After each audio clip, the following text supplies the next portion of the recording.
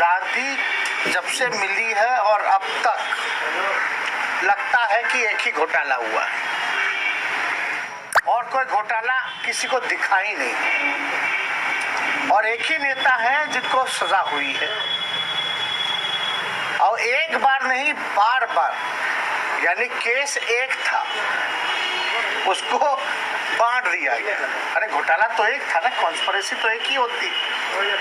अब फल्ला फल्ला कितनी बार सजा देगी? देश की जनता जान रही है कि सजा किस कारण जो है गरीबों के मसीहा नेता को क्यों मिला है। अब जेल तो भाई गरीब और गरीब का नेता ही ना गया है। जो अमीर हैं, जो बड़े लोग हैं या उनके बड़े लोगों के जो नेता हैं, उन पे कभी कार्रवाई हुई है क्या?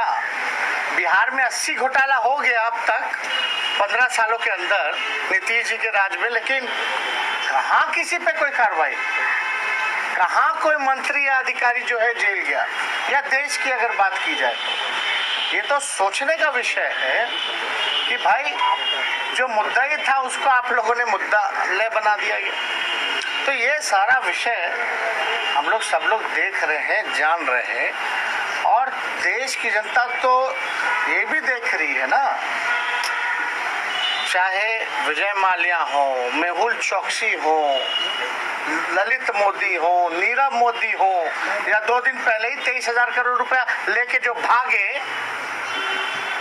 गुजरात के लोग, इन पे थोड़ी ना कार्रवाई हो सकती है। या यार्ड में ड्रग्स मिला कितने हजारों करोड़ का, कोई कार्रवाई हो सकती है क्या? नहीं ना।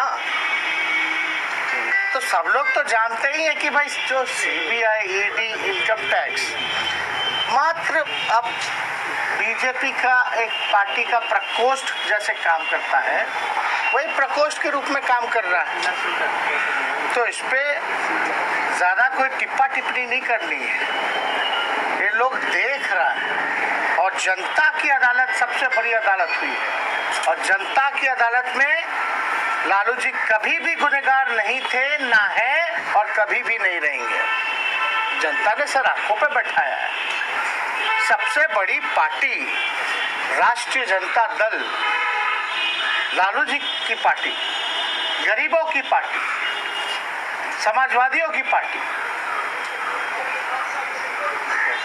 जो अमन चैन एकता पसंद करते हैं उनकी पार्टी, तो बिहार की जनता ने इतना बड़ा वोट बैंक अपना आशीर्वाद दिया। तो इसमें निराश होने की किसी को जरूरत नहीं है। हम लोग हमेशा होपफुल हैं कि ऊपरी अदालत से लालू जी को न्याय जरूर मिलेगा।